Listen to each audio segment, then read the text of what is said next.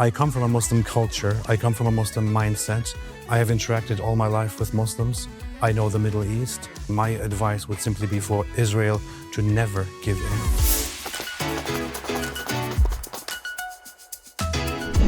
I'm so honored to have on our show for the second time my friend Ridvan Aydemir, who's originally Turkish. You may know him as the apostate prophet, and he spends a lot of time on his very popular YouTube channel talking about the dangers of Islamism. And Ridwan, welcome back to Jerusalem. Thank you so much. It's a great pleasure and honor to be here. I'm so happy. I think you've been having a lovely time. I've seen you throughout the week and a half. And Ridwan, there's a difference from the last time that you were here, because since you were here, you've actually converted to Christianity. Oh, that's true. Yeah, I've become a Christian. So walking around Jerusalem as a Christian, has it been different than being the apostate prophet, not being a Christian a year and a half ago or so? Well, it's definitely, so there's a personal aspect to it. There's an emotional, spiritual aspect to it. It feels much more significant. The funny thing is, the last time I was here, I went to the Church of the Holy Sepulchre, and I had no idea what it meant to be there. So wow. So this time, coming back here as a Christian and going through it, it's of course very significant and very, very incredible. But coming here as a Christian and walking through, especially the Jewish quarter, I've experienced, of course, as is very well known, Jews attacking me and beating me and spitting on me. Ridwan, maybe people won't understand your sense of humor. Okay, yeah. But I think that what you're trying to say is that Christians in the city get treated pretty well, right? Yes. So let me clarify that because of my humor. But yes. So there's a lot of propaganda going on right now, especially over the last 2 years, against Israel and against Jews. Yes. And some of the really ridiculous propaganda that is going around is that that Jews are horrible people, that Jews hate non-Jews, that Jews hate Muslims, Jews hate Christians, Israel hates Muslims and Christians, Israel oppresses these people. And if I, as a Christian, go into Jerusalem and walk among Jews, they will discriminate against me and attack me and all that. So I actually made a point today of recording a video of just me having my cross out and walking through the Jewish quarter. And what happened? Nothing. Oh, how disappointing. It was a very boring video. Yes, a very boring video. And, when I was in City Hall, there's always a couple of idiots from any type of people, from any type of religion or background, who sometimes act up. Israeli police just puts these people in jail so that nobody will be discriminated in the city. But yet there's been, like you say, there's been a very concerted campaign in the West led by people like Tucker Carlson to demonize Israel and turn Christians and Jews against each other. That is true. That's actually also my primary purpose, my primary reason why I wanted to organize this second trip. I mean, I have been, since I was here the first time, I have been wanting to come back to Israel forever. But then when I saw recently Tucker Carlson on a show with a nun who just brutally misrepresented Israel, and also in the very same show actually praised the terrorist organization of Hamas, I felt the need to immediately make a plan and come here and talk to Christians, talk to all kinds of different people, to Jews, to Muslims, and to bring some, reality and some clarity back to people as much as I can. Of course, the bad thing is that I'm never going to reach as many people as Tucker Carlson reaches. Yeah, and he's using his huge reach for something so messed up and, dishonest and evil, but we have to counter it as much as we can. I agree, and we're very grateful for you being one of those voices countering it. The way I see Tucker Carlson today is he's really trying to bring back medieval anti-Semitism. Because anti-Semitism is, as you know, a evolving virus, and it's taken different shapes in different eras. And now we, after hundreds of years, have repaired relations between Jews and Christians. And he's trying to kind of put a grenade in the middle of that and delegitimize. And what I like about the work you do is that you also point out where Christians are being discriminated widely by Islamists and by Muslim governments. What do you tell your audiences, Ridwan? And this is the funny thing. As said, over the last 2 years, there has been some really harsh propaganda against Israel, and one of those pieces of propaganda is that unbelievably, Israel apparently mistreats Christians. Now, everybody who has come to Israel, who has experienced Israel, knows that this is complete nonsense. Yeah. I have recently also taken up, and I will show this again and again, sources from Christians. Open Doors is a Christian organization that tracks oppression of Christians by country, and then ranks countries around the world by high levels of oppression, very high levels of oppression, extreme levels of oppression of Christians.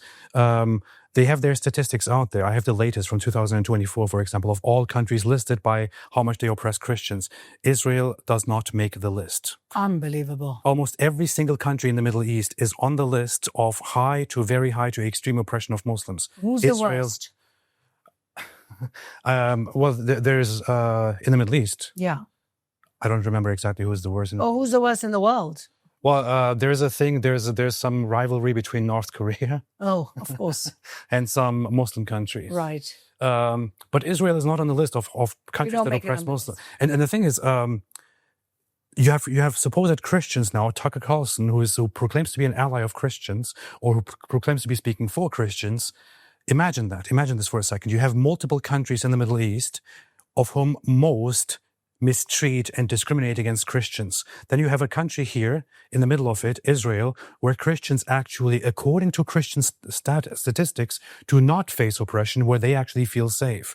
He comes and attacks that one place where Christians feel safe. How does anybody think this helps Christians? Well, because he's been paid for by Qatar, obviously, yes. and he's now a propaganda channel, and he's not a real journalist anymore. Ridwan, you've been fighting this kind of warning the world about Islamism for a while now. You're an ex-Muslim, an ex-radical, I guess, who saw the light and understood. How do you see things evolving within your own audiences?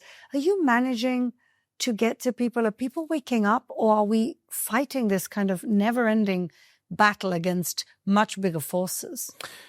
I have hope, and I have even more hope since I have become a Christian. Before that, everything was just I saw everything just as a kind of like an evolutionary process of the strong overcoming the weak and all that, and things just going as they are, and we'll just try to fight for everyone's good, and if we don't manage it, so what? I have more hope now. I think that good will prevail in the end, and that Islamism. I'm going to say Islam, is a big problem. And I think that we are doing a lot of work. I am pointing out a lot of things that are wrong with it. I'm pointing out the doctrinal, the theological aspects that are very wrong with it, trying to change people toward thinking in a better way, believing in better things, having more peace and love for each other. I think that we can do it. I think that we can achieve something better. I think that there is a lot of hope. I see a lot of people from Muslim backgrounds being more confronted with messages that they have not seen before, since we have the internet, since information is spreading at a very, very rapid pace. And I think we need to use this to spread as much knowledge, as much critique, but also as much goodness as possible to make the right influence. I think it's never too late. I think there is a lot of hope. But also, Ridwan, wouldn't you agree that there's the majority, maybe 80% of Muslims just want to live their lives, peaceful people. They ignore the more problematic parts of their doctrine or religion, and they just want to get on with it. And then it's the radicals that are really kind of poisoning it for everyone else. Wouldn't you agree with that? Partly. I will agree that on an individual level, most Muslims might not be, problematic people. I can get along with them. I have friends myself who are Muslims. From before I was very critical of Islam, and even after that. I see that, especially here in Jerusalem, there seems to be a very good balance in the old city, for example, of Muslims, Jews, and Christians being friendly with each other, interacting with each other, laughing and joking with each other, helping each other. And so I actually, for the first time, took a guided tour through the old city of Jerusalem the other day. How was it? It was beautiful, absolutely beautiful. It was an older man, a Jewish guide, who took us to a few shops, and he also talked about how here in this place, we Muslims, Christians, and Jews, we live together. We help each other. Well, the old city is 1 square kilometer. Yeah. With 4 quarters. We're going to throw in the Armenians in there as well. And everybody on a day-to-day gets on fine. But here's the issue. I see that. And I agree that, you can have balance and harmony and love and togetherness and all that. The thing is, this unfortunately, and I don't want to darken the mood here, but this unfortunately gives people a little bit of an illusion and a blindness. I recently had a conversation with Jonathan Conricus, the former spokesman of the IDF, and he also pointed out, when I asked him the question, I said, in 2018, the Hamas spokesman in Gaza, Fatih Hamad, gave a speech in which he explicitly said to his Gazan audience, who did not object, that within a few years we will eradicate the filth of the Jews from Palestine. Very clear. So I asked him, how did you guys not anticipate, how did you guys not react to this when they say it openly? He said, because often, like in the West, we here in Israel become blinded by how good things are, by how much we make peace, we become complacent. We think they don't really mean it. Things are good in the end. We will sort it out somehow. Look, most Muslims are peaceful people. Most Muslims don't want to come out and do anything against you. However, as long as Islam exists, there is an underlying problem that leads to people taking their religion in a very serious traditional way and turning toward what you would call radicalism, what I would call just being, serious Islamic practices. And I don't want to, rock the boat and say, you might have peace, but there is no peace because things are going to get messed up. But you have to face the reality of it. We have to face the reality of what kind of a problem Islam is, what kind of a problem it can be. And people need to acknowledge that, prepare themselves for it and work for it. My solution or my proposition is not to fight against the Muslims. It is to also work together with them and inform them and to invite them to be better, Well, can there be a reformation, the way that there was a reformation of the church and the way that there was, an evolution of Christianity from the Crusades to today, when it's more about peace and love? Can't that happen to Islam? No, because it could happen, but it would be very different. Because when the Reformation happened in the Christianity, that is what led to going back to the roots of Christianity, according to the Protestants. That's right. They wanted to restore what Christianity actually is meant to be. They wanted to take it away from the hands of people who want to take matters into their own hands. Right.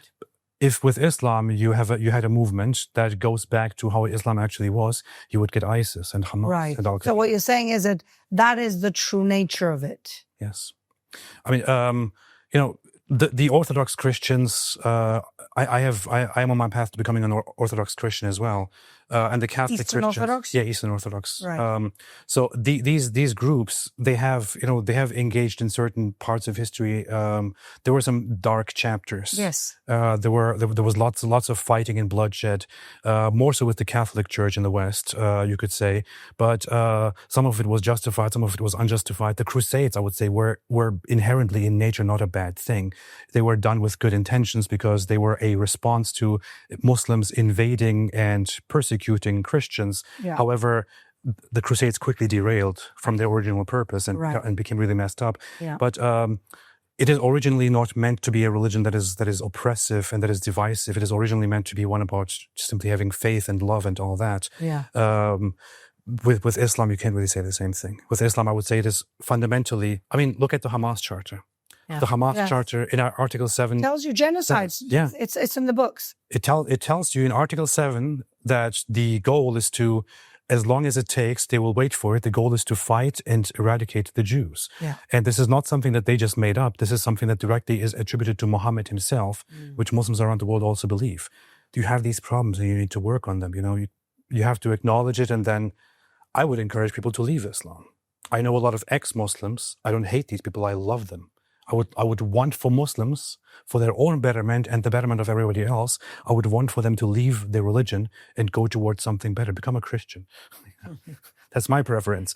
Just, go away from that. So. Well, you had your own pathway. I mean, it took you a while to get to another religion. But Ridwan, you're also from Turkey. Yeah. And you're seeing now this kind of new influence or renewed influence of Erdogan, who is an Islamist. He makes no bones about it. Mm-hmm. He is essentially now the iteration of modern, Muslim Brotherhood. Yeah. Probably the most influential country now, representing the Muslim Brotherhood. What's going to happen over there? Because they're now taking control of parts of Syria. They've definitely become an influence in power. The guy talks about rebuilding the Ottoman Empire. I don't know. He's got delusions of grandeur, but, he's not doing so badly. He's put himself in this process now of post-war Gaza because he's managed to charm President Trump. As a Turk yourself, what do you think about what's going on here? I think the good thing about Turks is that they talk a lot, and they bluff a lot without doing anything. So you think he's a bluffer? He's a very big bluffer. I mean, there is no denying that he is a man of some very concerning actions. He did turn Turkey around from a country that was going toward westernization. He turned it into an Islamic secular country that, Ataturk would be turning in his grave. Yeah. The whole idea was that it was a secular country. Correct. The thing is that he wasn't alone in this. Ataturk, as good as he was, as much as he tried to westernize the country, he also did it by suppressing and oppressing Muslim minorities in the Islamic sections. He tried to suppress them. And so the Muslim population, the religious Muslim population in Turkey was kind of suppressed over many decades. So they were reacting. Yeah. So Erdogan's time was basically the oppressed or the suppressed factions of society reclaiming the power and all that. So this is kind of like a revival right now of Islamism in Turkey, but it's not going to live for very long. Why'd you say that? The younger generation hates this kind of stuff. Well, most of them are secular, no? Or am I wrong? Yeah, the younger generation is secular. People don't. People really dislike the Islamism as much as they are exposed to it, and that is a good thing. The younger population doesn't want to go along with this whole Islamization process. But has he taken control of the arms of government enough that nobody's going to get him out of office? Is that the problem? He will die at some point. So. Well, how old is he? That's what they keep saying about Mahmoud Abbas. He's 88 years old. He smokes 2 packs a day, and he's still there. Yeah, but eventually he's going to die. And so the thing is, let's think back a little bit. When the whole what was it called? The flotilla, the Marmara. The Marmara. Marmara flotilla happened like a decade ago. Sponsored by Erdogan. Yeah. When that incident happened, where Israel was completely in the right, he made a whole fuss about it, and he was like, "We will never ever again have relations with Israel. We will go to war if necessary." What happened? It turned out he was like, "Okay, we acknowledge our faults," and peace happened. Recently, during this whole war, he bluffed so many times. He explicitly said, "One night we might invade Israel." He said this? He said that. Well, look what happened. Now he's on together with Trump trying to make a ceasefire and peace proposal for Israel. So what you're saying is that a lot of it is rhetoric, but not actual actions. I mean, Turks have a tendency to, I can say this as a Turk myself, Turks have a tendency to talk a lot and to brag a lot about the things that they will do. Right. But then they don't actually follow up with it, which is good, So what you're saying is eventually this guy can't remain in power, and there's not other people who could take over his kind of mantle? And there are, of course, there are other candidates who might come in his place, but the last elections, for example, were very, very tight. He was, he won it with a very small margin. This is not going to. So the country is split in half, and when you have a country that is so firmly split in half, so divided, and so hateful toward each other's perspective, it's a little bit difficult to become an oppressive imperialist power, which is not going to happen. I'm glad that you are positive about this and optimistic about this, because, like as you said, I mean, Turkey was an ally of Israel. Yeah. Really good ally. Israelis loved to go to Turkey. It was the number one tourist destination. Trade was amazing. And Istanbul was the connecting airport for Tel Aviv. Now it's been replaced by Dubai. And what a shame that we had to get to this.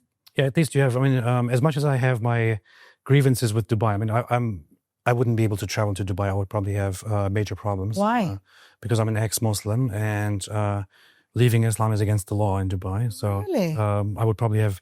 I mean, if Do we you can, think they'd care to arrest you when you got there? But you're not even a citizen. I would probably get in trouble. I mean, it's Really? it's not worth it. No, it's not worth it. If anybody from Dubai is listening and wants to prove me wrong, please, I'm happy to come there. Hopefully you're wrong. As much as that is the case, Dubai is one of the countries that is a little bit smarter about the future and that actually tries to, fight the radicalism. Yes. Smarter than European countries, certainly. Oh, absolutely. And wants to be good with Israel, on good terms with Israel. And if you want to be good, you should be on good terms with Israel. Don't be dumb. So there seem to be a lot of dumb people, Ridwan. Yeah, that is true. That is true. Ridwan, are you concerned when you look at the march of Islamization across Europe, UK? Is that concern you, or do you think that it's gonna? What do you think is going to happen? So people often ask me, because I talk about this kind of stuff every week, people ask me what I think about the future of Europe and which countries are hopeless, which countries can be turned around. I think that the Europeans are very naive and they have made very poor decisions over the last century, and especially over the last half century. Much of it is attributed to, after the Second World War in Germany, the whole guilt about what happened and during the Holocaust was acknowledged and spread. That led to a little bit of an overreaction of things. And like immigrants. Like when I grew up in Germany, and I heard in Germany often, especially we Germans, we have a responsibility toward the world. Yes. So we have to be good to immigrants. Compensating for the genocide of Jews. Look, it's one thing to acknowledge that you did something your country did something really, really messed up. And you have to make it right. You have to work toward it. You have to acknowledge it and never allow something like that to happen again. But then to turn that into like, we are guilty, therefore now we must bend over and treat everyone who comes to us as if they were our kings. That is just ridiculous. And that's how they have been treating the immigration waves of Muslims and others, which have destabilized Europe so much. Some countries in Europe, Belgium, I think, is a hopeless country. That's it. It's lost. It's fallen. Yeah, it's way too far gone. Like you walk through Belgium and it's like it's run by gangs and families and all that.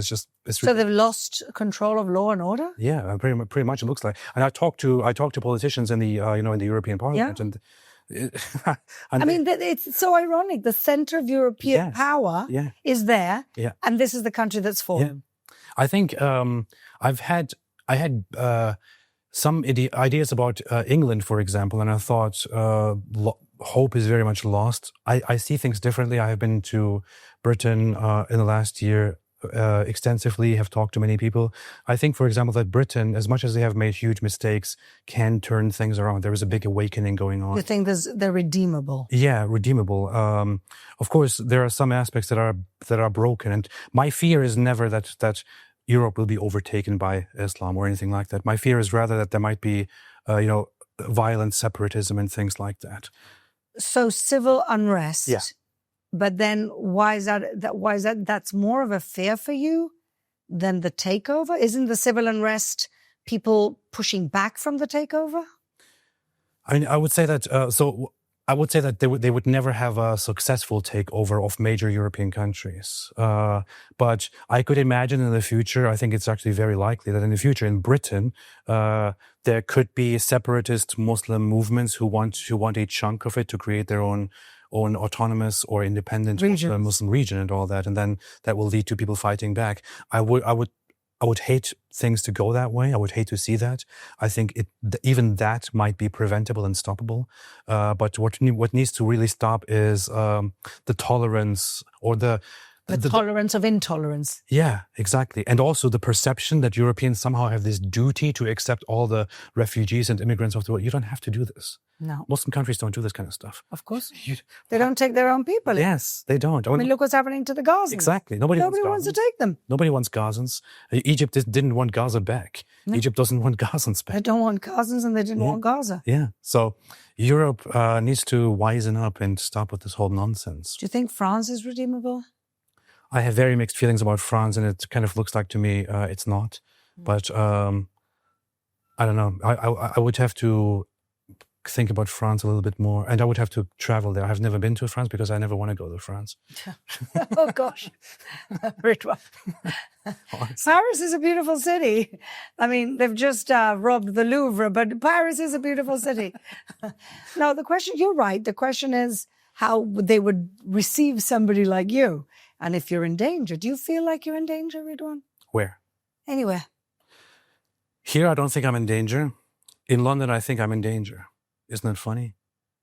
It's not. When I'm in London, You live in the States now. Yeah, I live in the States. There, I'm completely fine. Right. I'm completely. The United States is very, very safe, and there so from the aspect of being an ex-Muslim and critic of Islam and supporter of Israel and all that. So I don't think I'm in any danger at all. But when I go to Europe, when I go to London, I feel like okay, I need to look over my shoulder a little bit. When I come here to Israel, when I'm in Tel Aviv, when I'm in Jerusalem, I feel much safer than I'm over there. So it is incredible. Ridwan, you've been here for a while. You're really a good friend of our people. What message do you have for us? What message after this horrible, terrible war that we've just been through? We don't even know we're at the other end of it, but we're praying that we are. What's your message to us? How do you give us some hope? I would say that when I come here to Israel, a lot of people always, express how thankful they are for me and people like me, for our support for Israel. I actually want to instead thank Israel and Israelis for giving me hope and giving people like us hope and for standing strong. Unfortunately, when I go to Europe, I see so much weakness and stupidity. And I come here and I see how Israel and Israelis are handling things in a much better way because they're fighting for their survival and they're fighting well.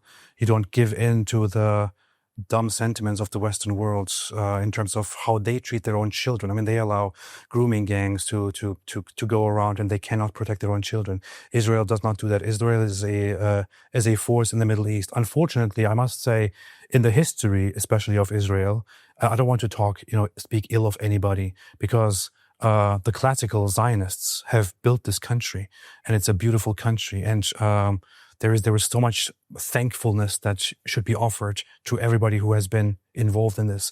But there are also some misunderstandings coming from some Western sentiments in this country that as long as we appease everybody, things will be all right. You mean people in this country with a more European liberal mentality? Yes. Who actually think that giving in is the way for peace. Yes. And I would say I come from a Muslim culture. I come from a Muslim mindset. I have interacted all my life with Muslims. I know the Middle East.